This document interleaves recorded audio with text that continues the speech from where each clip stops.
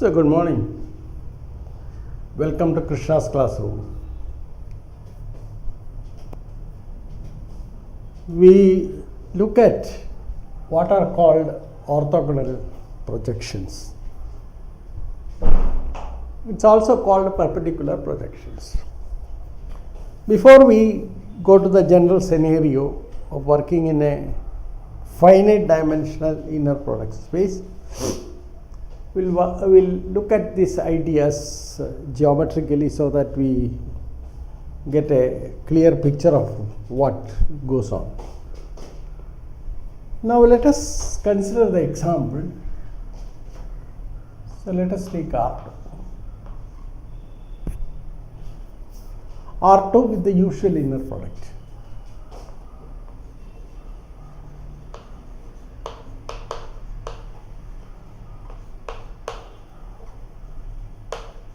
What is the usual inner product?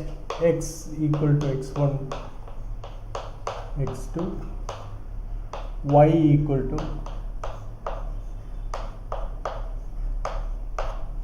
then x inner product y is essentially x dot y, the usual dot product. Then R2 is an inner product space. This we have already explored in detail. Now let us look at geometrically what is going on. Make a picture of R2.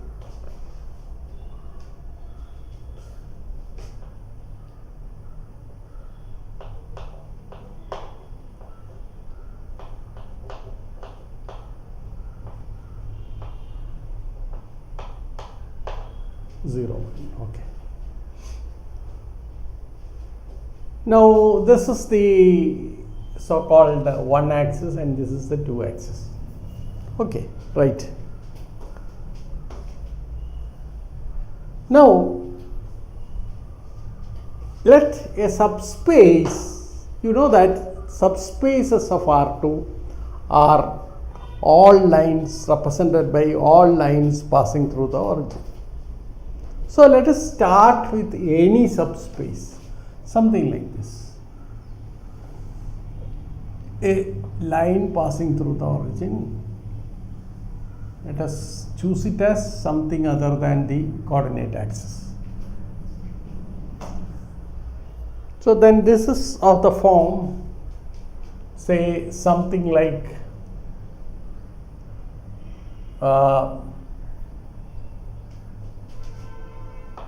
a1x1 plus a2x2 equal to 0. That is the equation of the line. And you know that it's a subspace of R2. Call this M. Now you can give a representation for any vector in R2 in terms of M and a chosen complementary subspace. For example, let us choose some other line like b1 x1 plus b2 equal to 0. That is another subspace. Call that N, provided of course there is a condition that a1 a2 is not a scalar multiple of b1 b2. That means the determinant of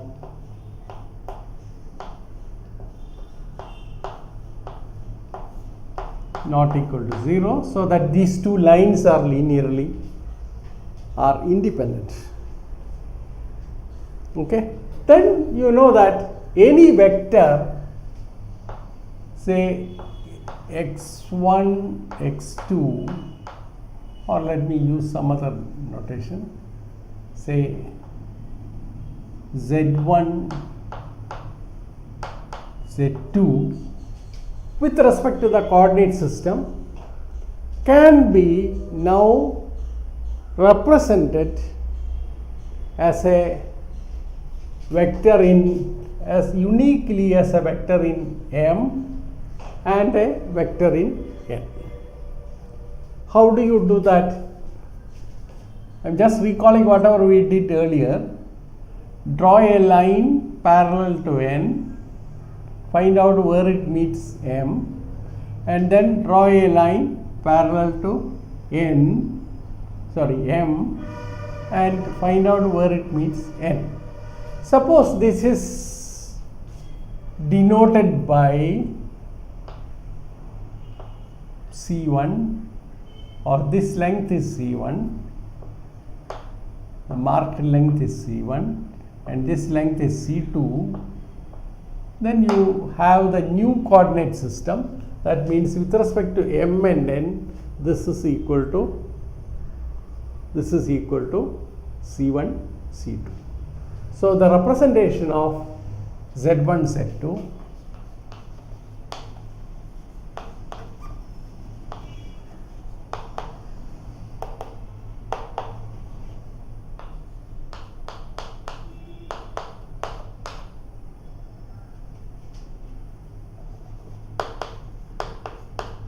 the new coordinate system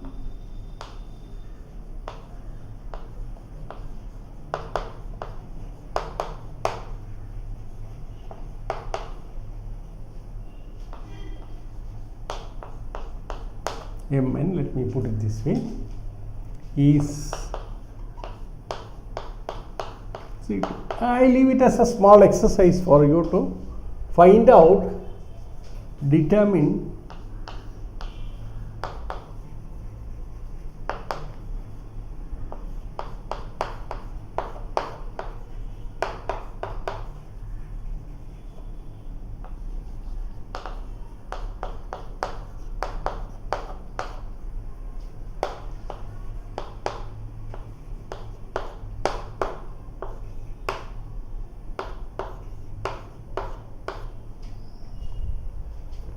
in fact, determine C1, C2 in terms of Z1, Z2, A1, A2, B1, B2.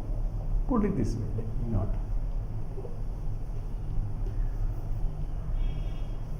That this C1, C2 is a function of Z1, Z2, A1, A2, B1, B2. And that has to be worked out. And that can be computed easily, and it's no problem. That's an exercise. Okay, here you can see that the parallelogram law is what has worked. The vector OP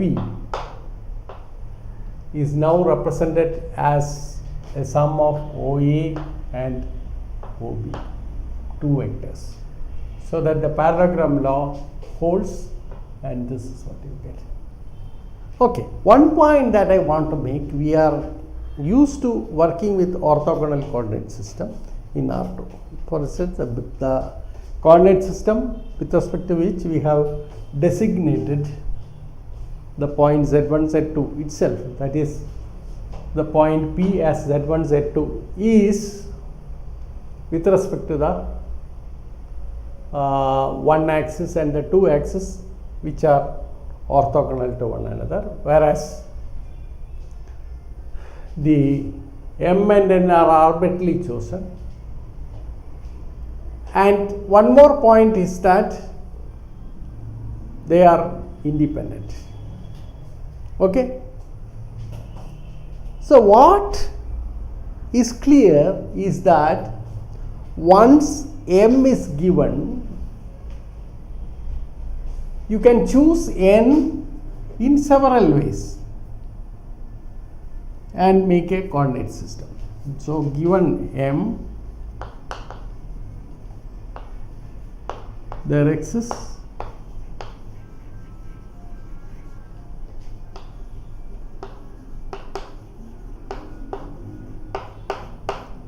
N, several choices for N, such that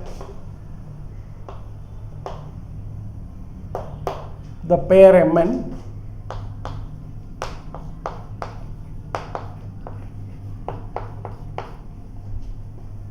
provides you with a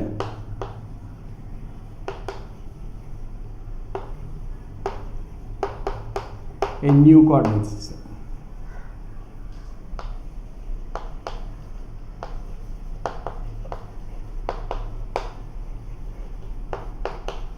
In fact, what you have is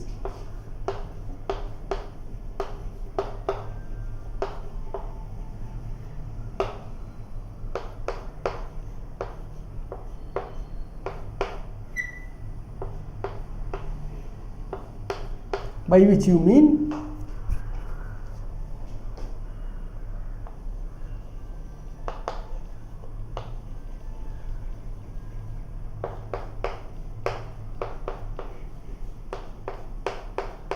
and M intersection N consists of only the 0 vector, as it is clear. This is the only point that is common to these two under this condition. And the consequence is that if you take Z1, Z2, there exists X1, X2 and Y1, Y2. So, given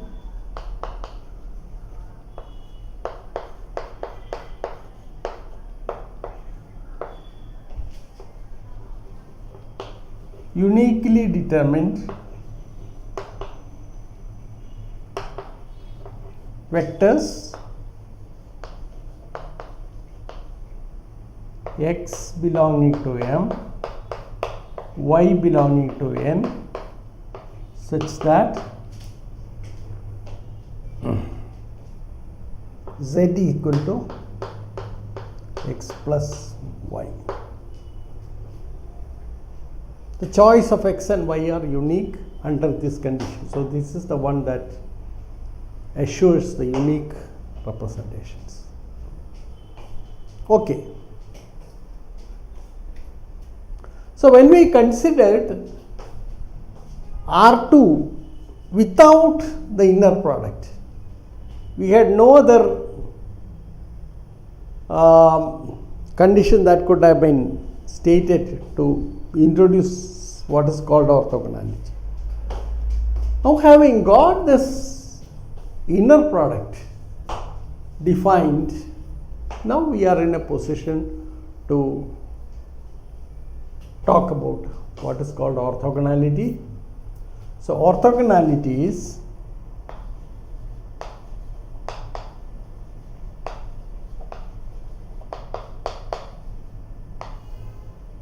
we say that X is orthogonal to Y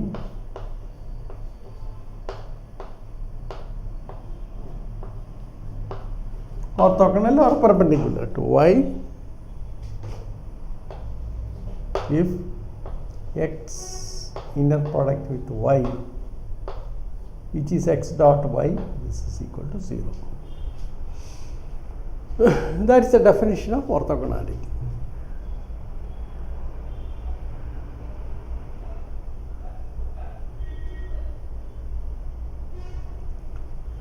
Now, what do you mean by given M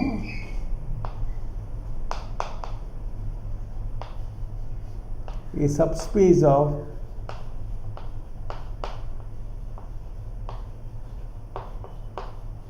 R2? We can choose N such that every vector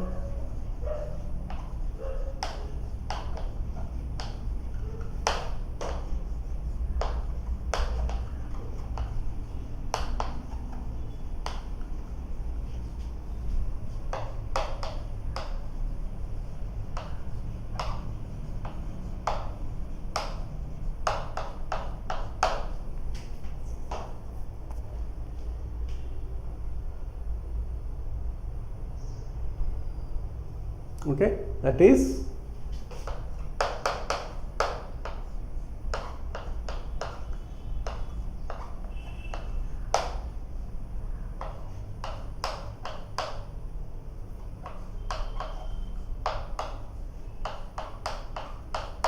Then we say that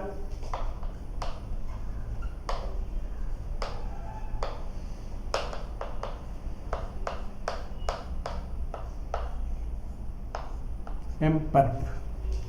Now this is the notation. Therefore, R2 is now represented by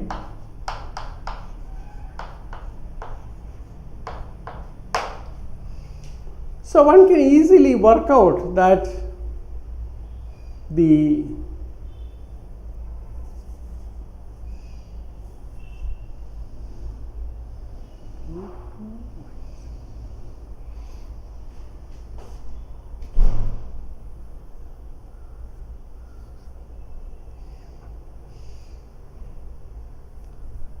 okay.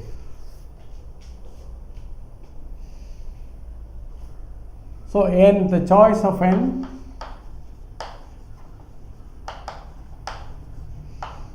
for the given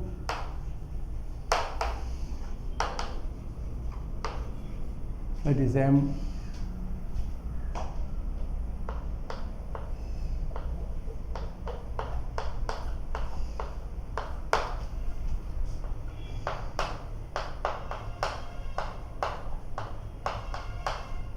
that is your M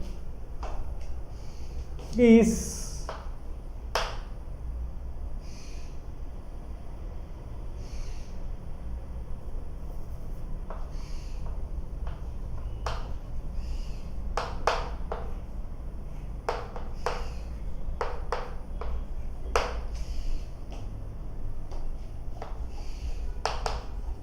given by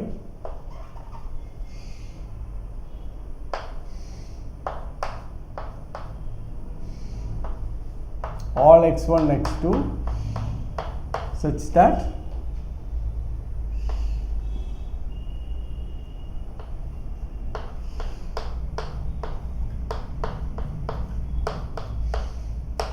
equal to 0.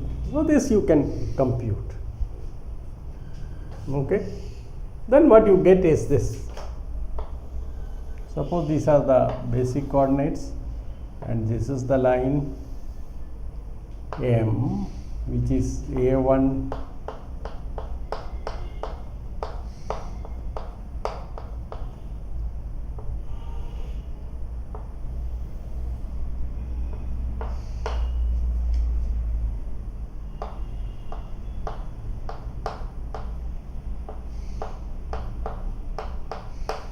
0. This is the line which is equal to M perp. And the geometry is that this is this angle is pi by 2, or every vector in this line is orthogonal to every vector here. That is what you mean by M and M perp. And the choice of M perp, see, any other line that you choose through the origin is a credible complementary subspace, unless of course it coincides with M itself. Okay. Then R2 can be represented as M direct sum n, that is clear. But now you have a choice of R2 equal to M plus M perp, and M intersection M perp is always equal to 0.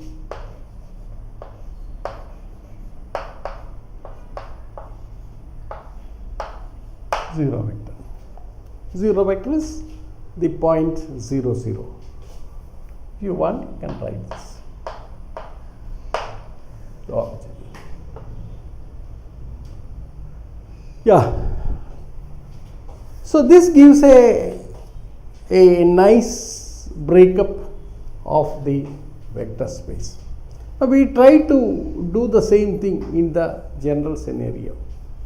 So what we do is this following. So you got an idea of what exactly is orthogonality. Now what we do is, let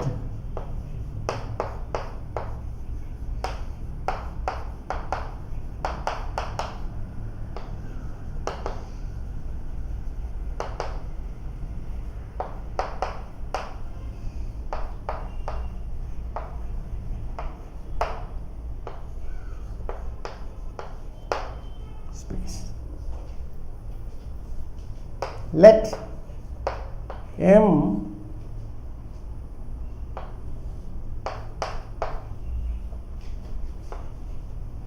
proper subspace.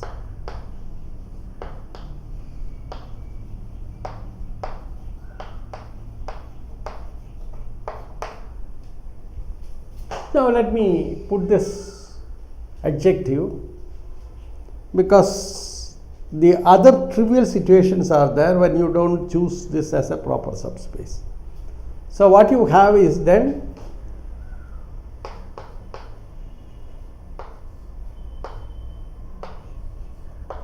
M perp is defined by the set of all x belongs to x, the inner product of x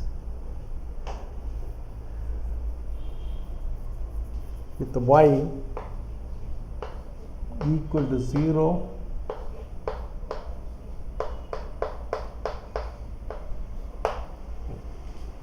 This is the collection M perp. Then you can show that x can be written as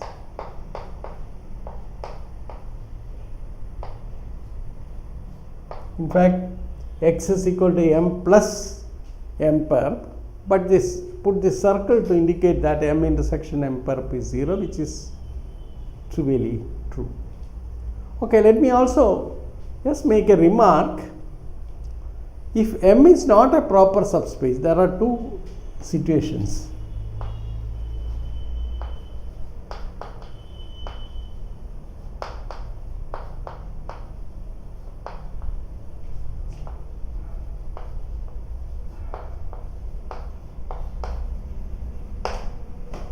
M is equal to the 0 subspace or of x. In either case, you have the respective M perp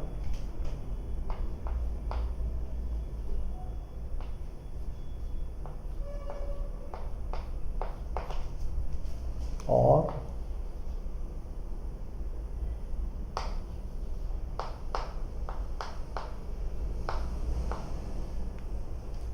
M perp equal to 0 respectively.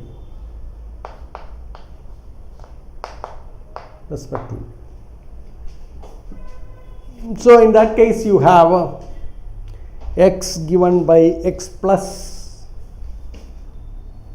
okay,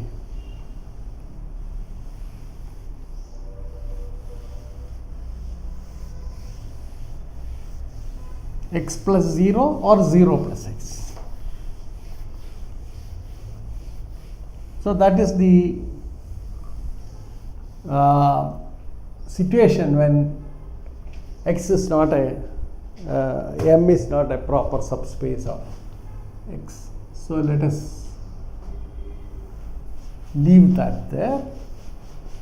So these are the trivial situations where you don't gain much. So we are interested in the non-trivial scenario.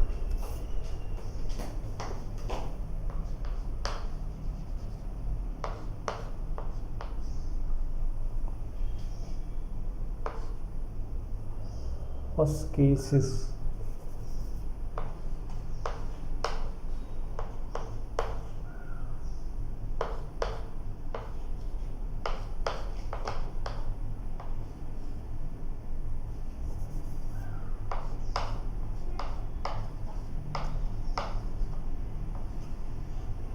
these are the situations in the trivial scenario.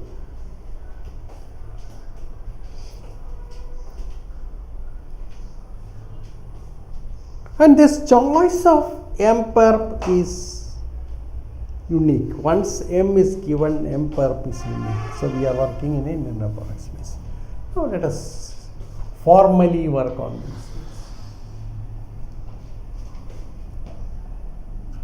Let dimension of X be equal to n. Okay. So you see that there are several ways in which one can choose an orthonormal basis for the inner product space X.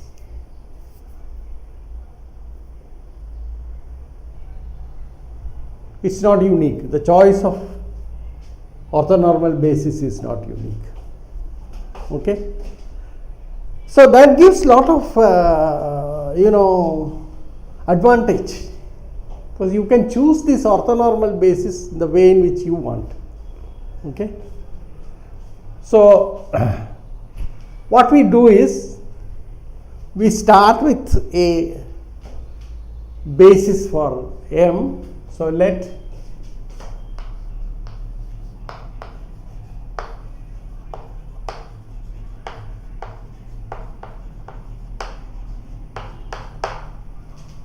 X, it's an inner product space X. Assume dimension of equal to M. Let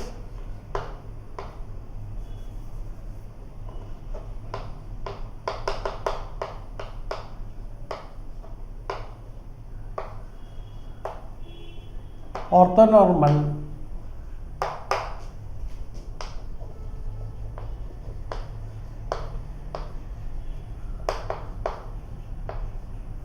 for M.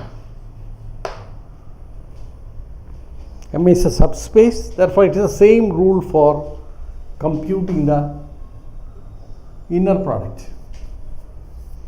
So M is also in its own right an inner product space with the same inner product inherited from the space X. Okay. Now that means, that is, we are assuming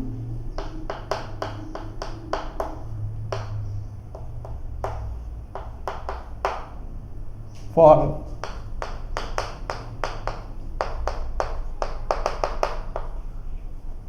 M.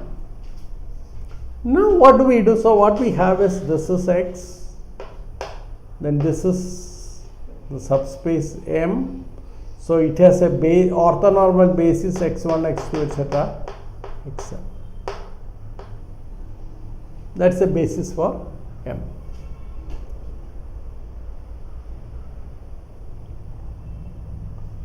Then one can choose vectors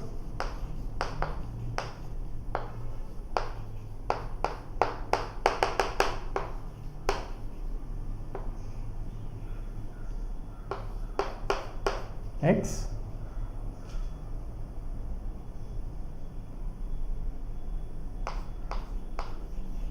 not in M such that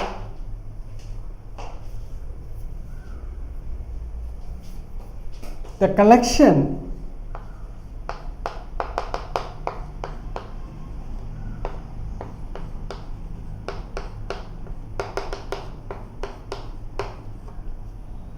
is an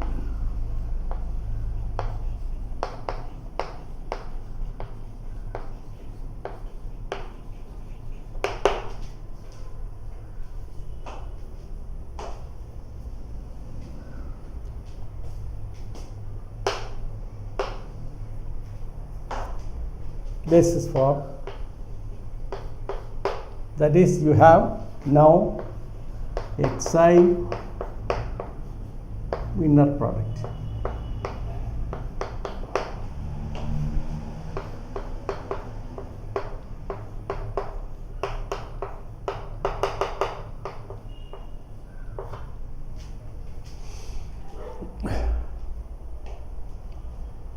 This is quite simple. You can systematically enhance this into a basis. by adjoining xm plus 1, xm plus 2, etc. xm, xn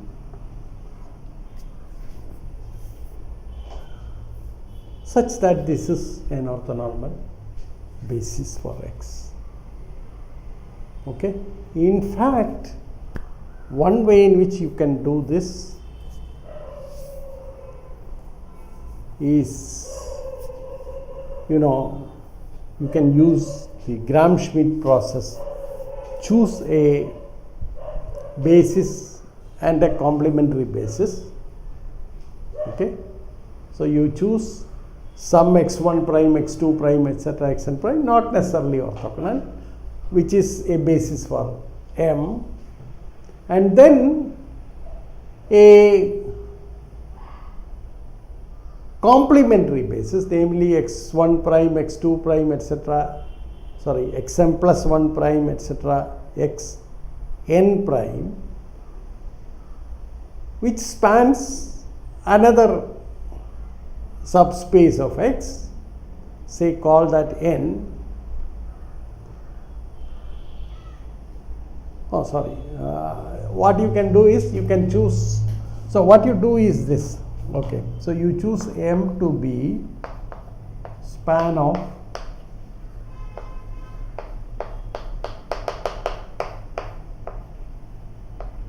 xm.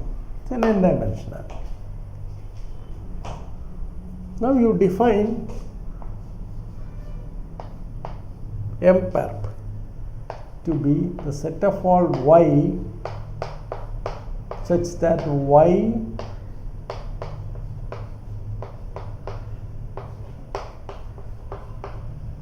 for every x belonging to M. So M perp is a proper subspace of dimension n minus m. So dimension of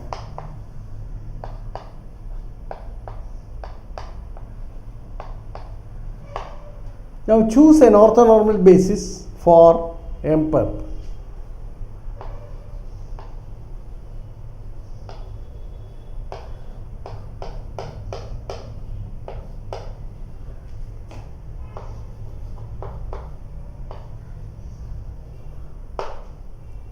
xm plus 1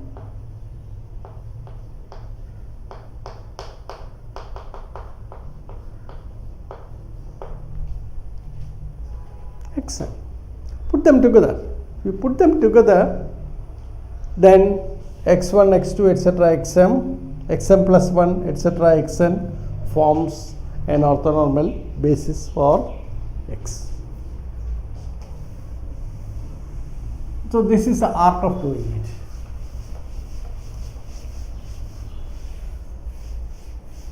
For instance, in R3, for instance, suppose you choose a one-dimensional subspace. Okay. So let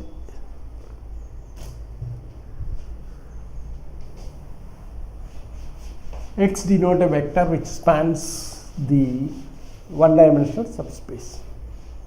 Now what you do is you choose M complement. What is going to be M complement? What is the subspace spanned by this single non-zero vector in R3? It is going to be a line passing through the origin. Now what is going to be the set of all vectors which is orthogonal to this given vector? This is going to be a plane which passes through the origin and cuts the line orthogonally. Okay, and then what you do is you choose an orthonormal basis for this two-dimensional space. Okay? Any orthonormal basis for this two-dimensional space, put them together, then you have a orthonormal basis for R3. So that's the art of doing it. So for example, okay,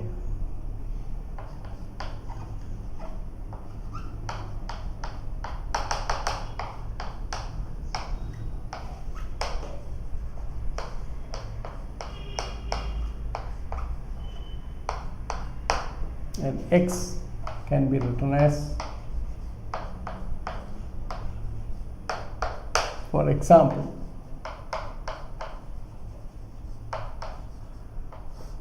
let us take X equal to R3 over R. R3 is the usual inner product space. It's the usual inner product.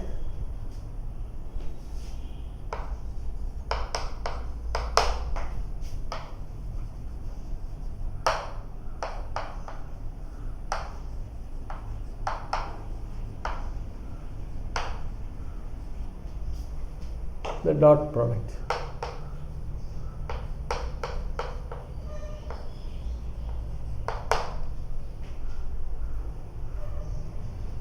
Okay, so that's the dot product. Now what do you have? So let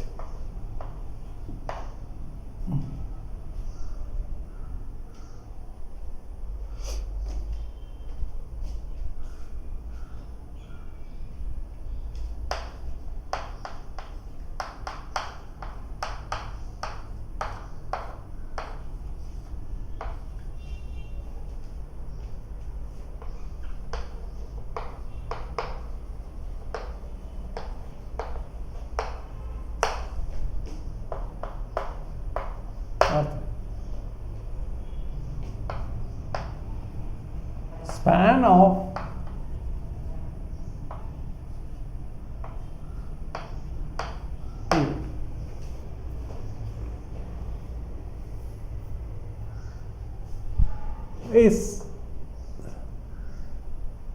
is a one-dimensional subspace.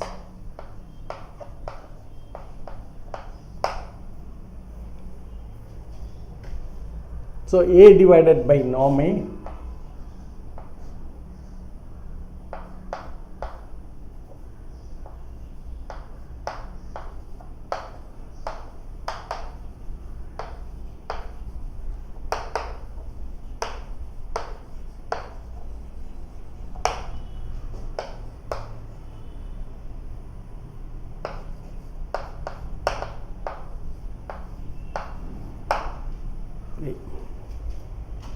is what you have.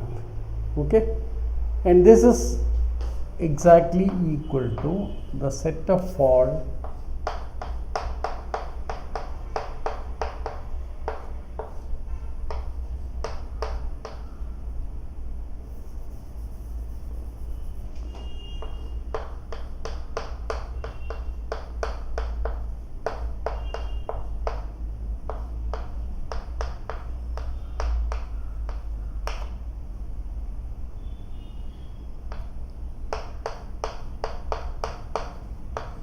that is a one-dimensional space. It is spanned by A1, A2, A3. Okay. Now, one exercise is compute M-perp. What is M-perp? M-perp is all those vectors which are orthogonal to, which is defined by the set of all X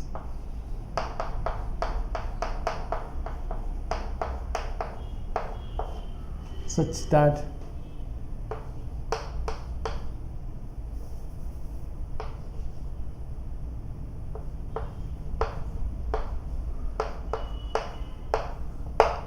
that is we have M-perp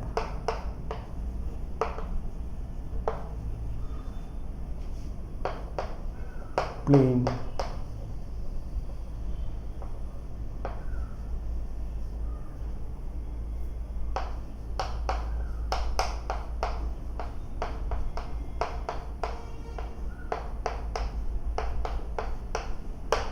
equal to 0. So what you have is this: in the three-dimensional space, suppose this is the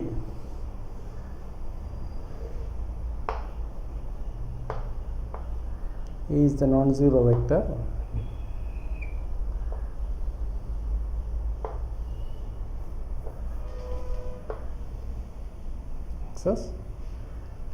Then what you get as M perp is a plane which makes an angle 90 degrees with this. So it is this plane that you get, which is orthogonal to this. Okay, right? So this is the one.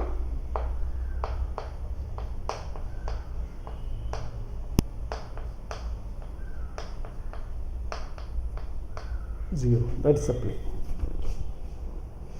Now what one does is choose a basis. So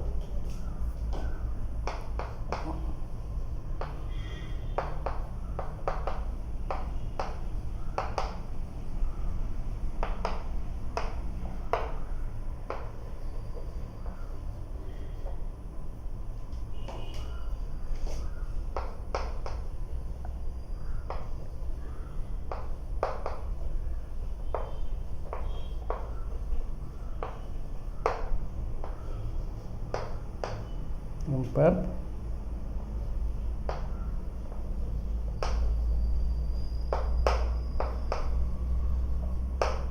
they are orthogonal, and then normalize these vectors. So the normalized class of vectors, say let B comma C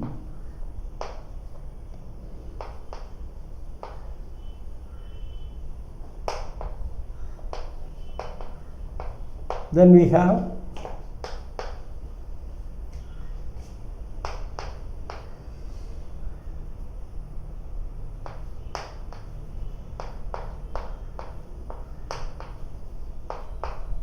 and B, the inner product of B with C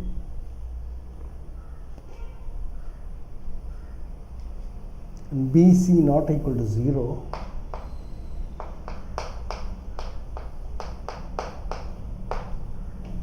then inner product of 0. Okay. Now what you do is you just choose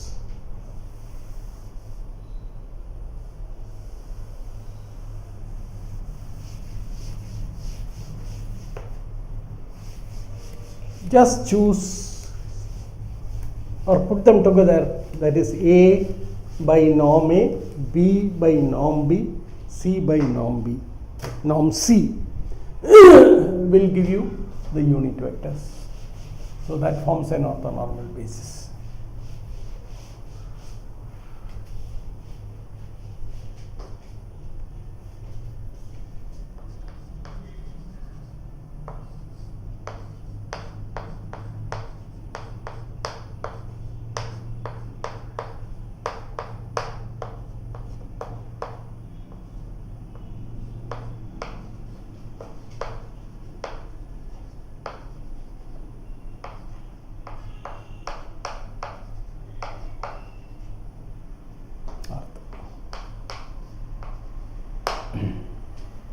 So that's an example.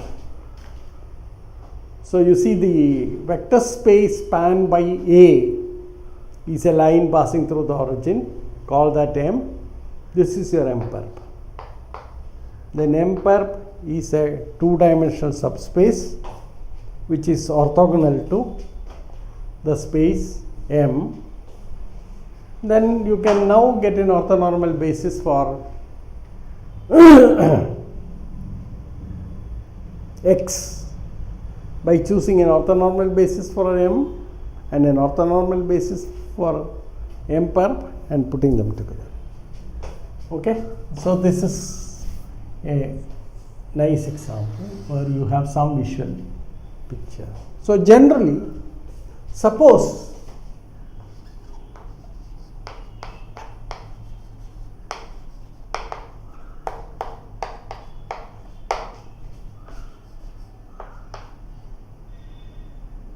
M is a, we use proper subspace, otherwise the situations are trivial.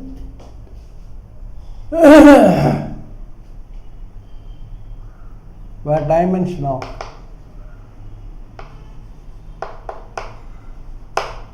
we take M less than n.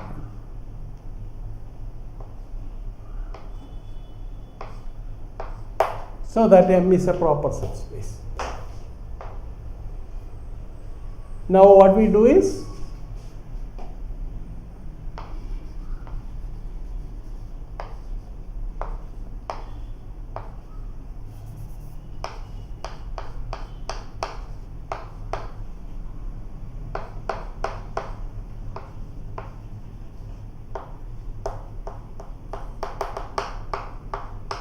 xm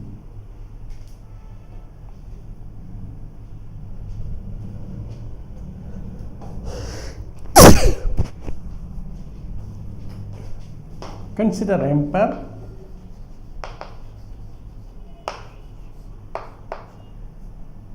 then M pair is a of x of dimension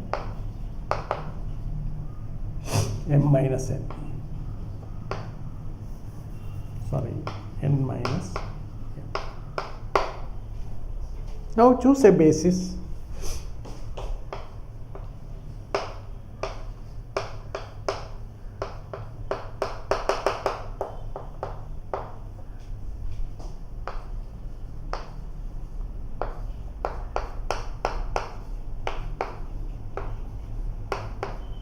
M pair be an orthonormal basis for M pair, then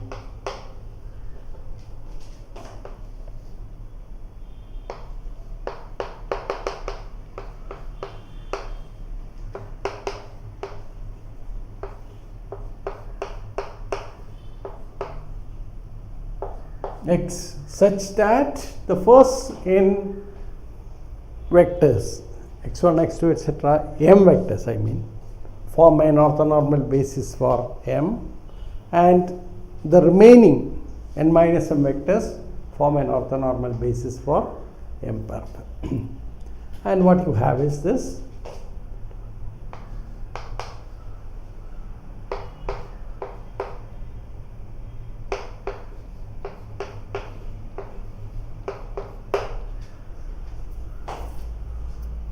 So what you have is this.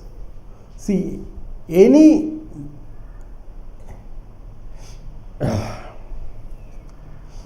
suppose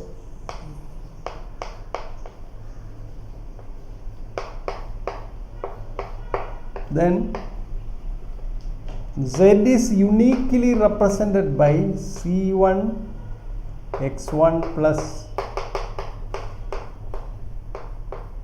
xn. Now this I can split up into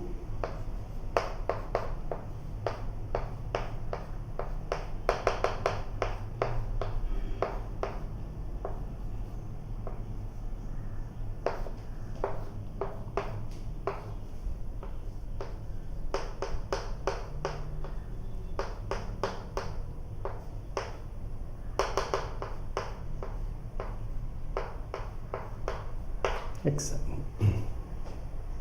So call this x and call this y. Then z is equal to x plus y. And this is the unique resolution of z into a vector in M plus a vector in N. So this is possible. So this gives the unique resolution of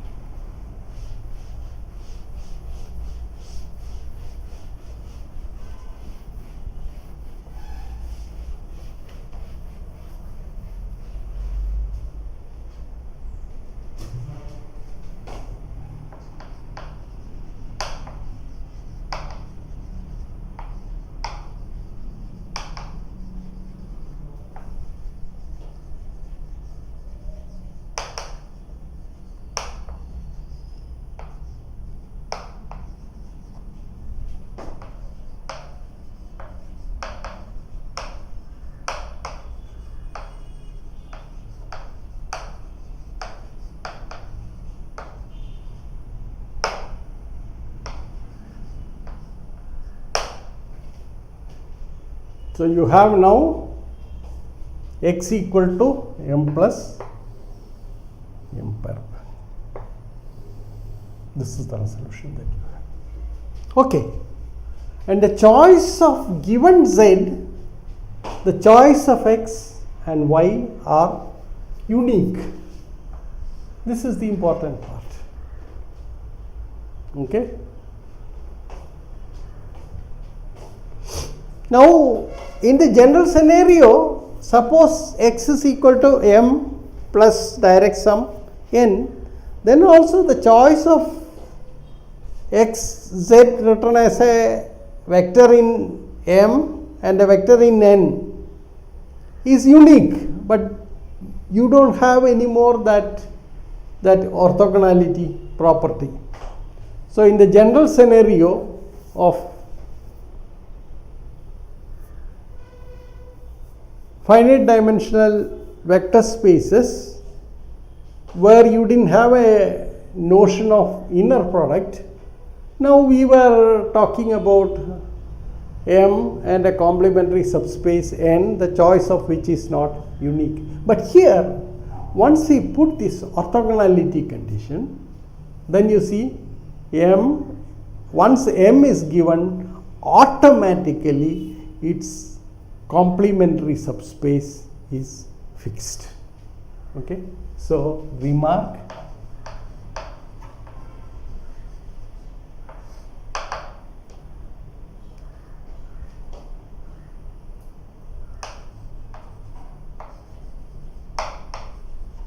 inner product space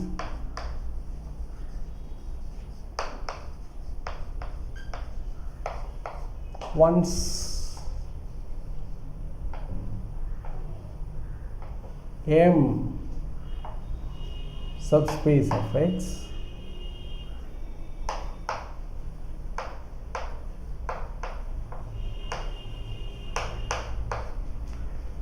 is chosen, its orthogonal complement.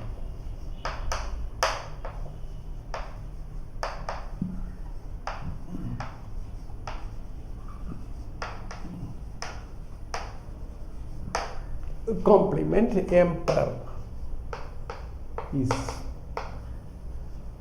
uniquely fixed.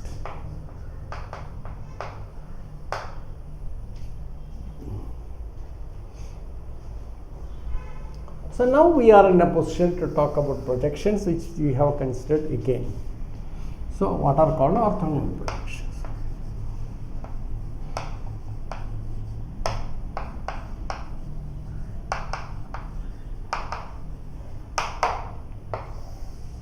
Let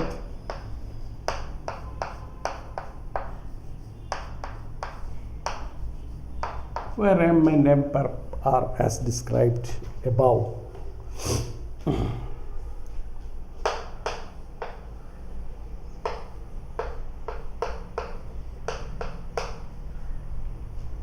The Z belongs to X,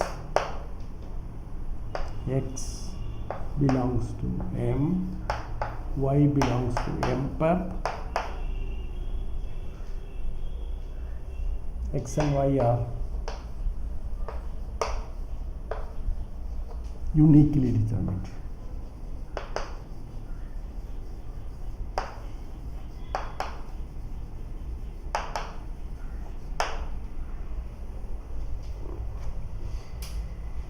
Okay. Therefore, we are now in a position to define what is called the projection. So, projection. So, let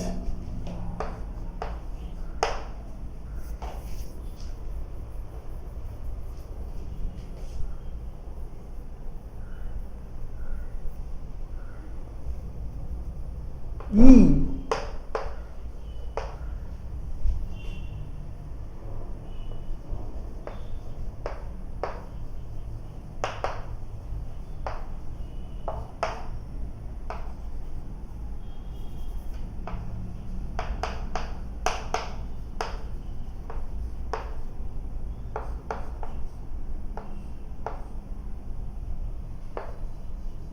by E of z equal to x, where z is equal to is the unique representation that you have. Okay.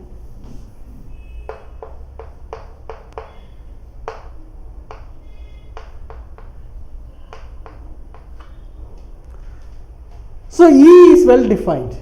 Now E is linear. This is quite easy to work out.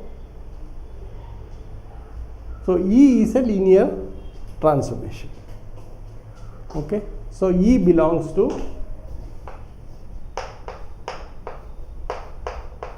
X, Lx. This is quite easy to check. Okay. So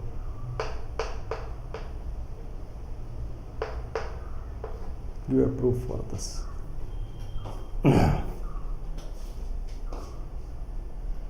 Now, so you have a linear transformation E from x to m, defined in this particular way. This is E is then a projection operator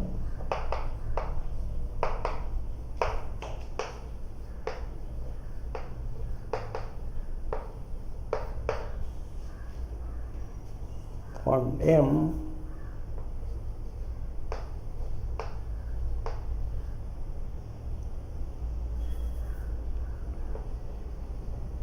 onto M along M.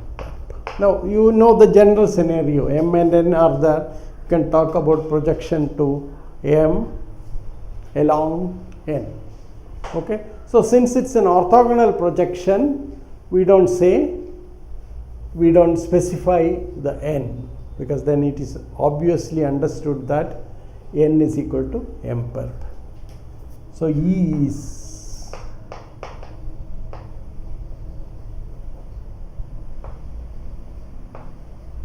orthogonal projection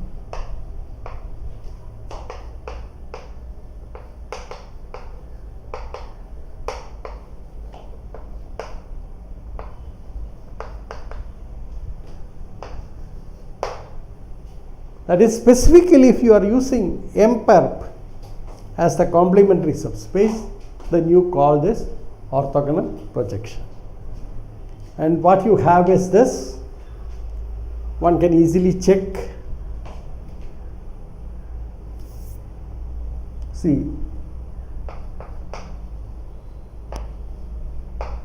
E square of z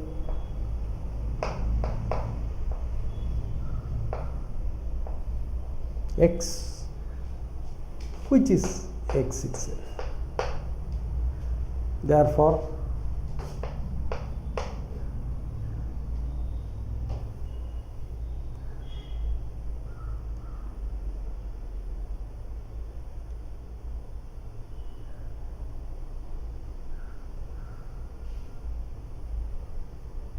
which is equal to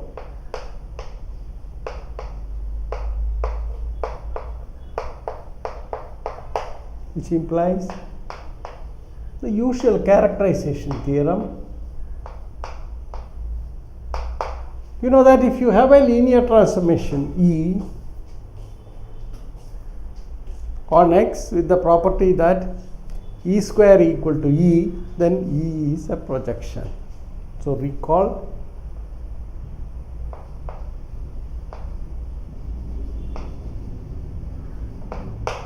if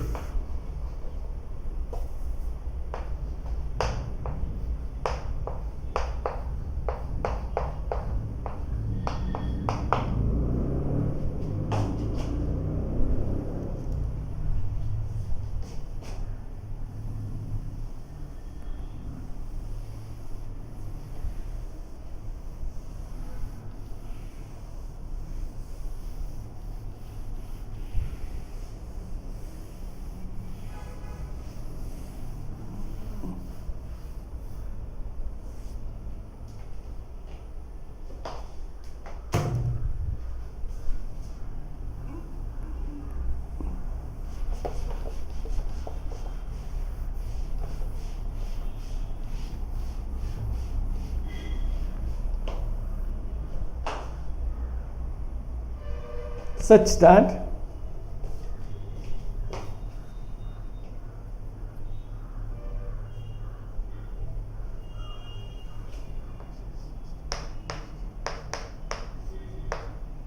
then E is a projection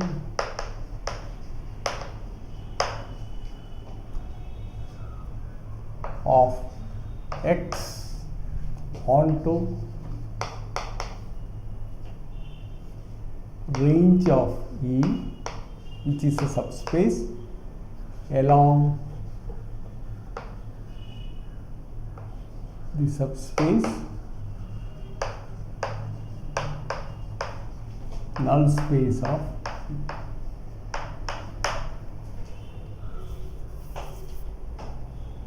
here. Of course, orthogonality is not coming into the picture. This is always true. Suppose X is a finite dimensional vector space and E is a linear transformation on X with the property that E square equal to E, then E is a projection of X onto RE, the range of E, along the subspace NV. Okay, right. But suppose it's also true that RE is orthogonal to NE.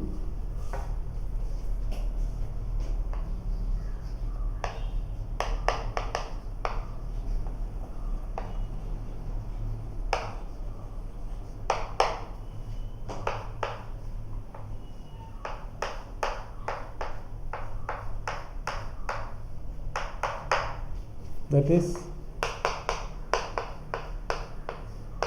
the null space of E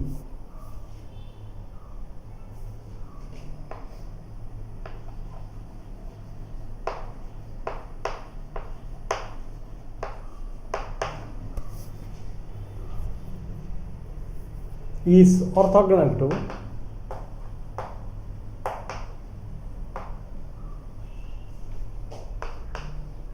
the range of E.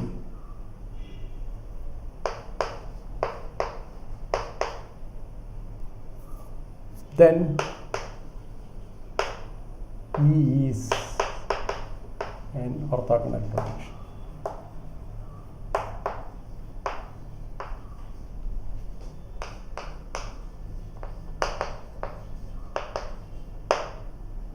Of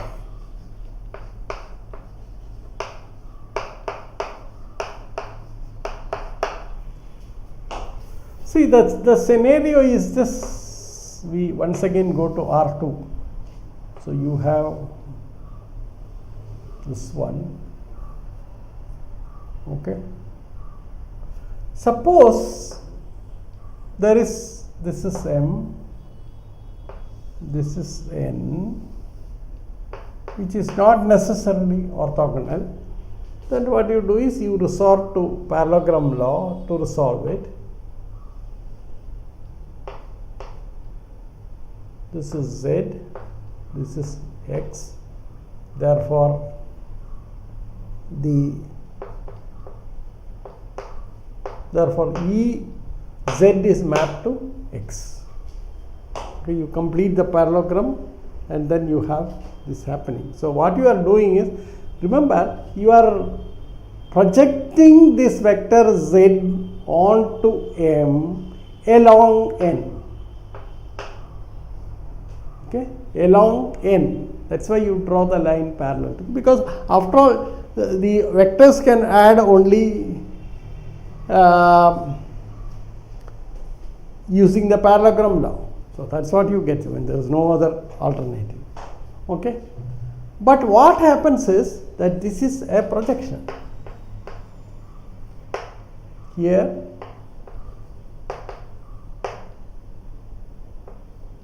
so E is a projection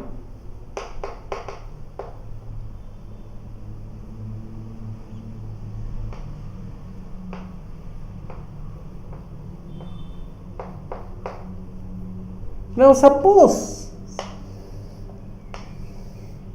this is your M n is equal to m perp, then you are taking a vector z. What you are doing is, you are once again doing the same thing, but then now the parallelogram becomes a rectangle because this angle is pi by 2.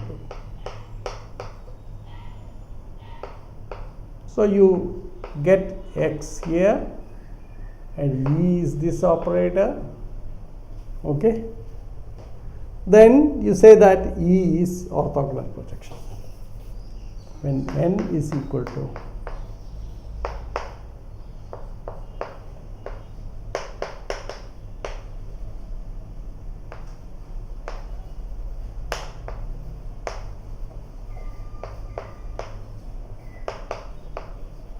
So when you say E is a orthogonal projection, it's already clear. It's any projection maps the space onto the range of E. But along what? That's clear. The moment you put orthogonal, says that it is along n.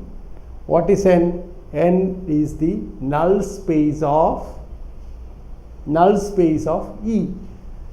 See, you look at this. Suppose your z is here in this vector. Suppose this is your z. What is the image of z? What is the projection of z? See, then it goes to 0. Okay. Then any z on this line gets projected to 0. Therefore, this is essentially the null space of the orthogonal projection E. The orthogonality is there. Here also the null space is this. N is the null space. Okay, but this is, we are not assuming n is orthogonal to m. Here you have the machinery to talk about orthogonal spaces. Okay. So this is the scenario that you have.